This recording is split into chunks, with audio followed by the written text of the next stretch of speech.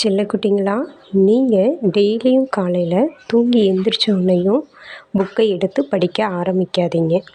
ஒரு 5 நிமிஷம் நல்லா சப்பனங்கால் போட்டு நேராக நிமிர்ந்து உட்காந்து அமைதியான ப்ளேஸில் உட்காந்து நல்லா மூச்சை ஒரு 10 தடவை சுவாசித்து வெளியே விடுங்க. இந்த மாதிரி பண்ண பின்னாடி கண்களை நல்லா மூடி நீங்கள் செஞ்ச நல்ல விஷயங்களை மனதில் கொண்டாங்க. நீங்கள் வாங்கின பாராட்டுகளை இதை மட்டும் பாசிட்டிவ் திங்கிங் மட்டும் கொண்டு வாங்க. நல்லா அந்த மாதிரி மைண்டை ரிலாக்ஸ் பண்ணிவிட்டு அந்த குருவிகள் பேர்ட்ஸ் கத்துற அந்த சத்தத்தை இந்த மாதிரியெல்லாம் நல்லா அப்சர்வ் பண்ணிவிட்டு அதுக்கப்புறம் புக்கை எடுக்க ஆரம்பிங்க. இப்போ எந்த லெசனை நீங்கள் படிக்கிறீங்களோ அதை ஃபுல்லாக படிக்காதீங்க. ஒரு 4 லைன் நீங்கள் படிச்சிங்கன்னா அந்த 4 லைனை நல்லா அண்டர்ஸ்டாண்ட் பண்ணிவிட்டு அதுக்கப்புறம் ஒரு 2 டைம்ஸ் படிச்சுட்டு எழுதி பாருங்கள். ஓகே.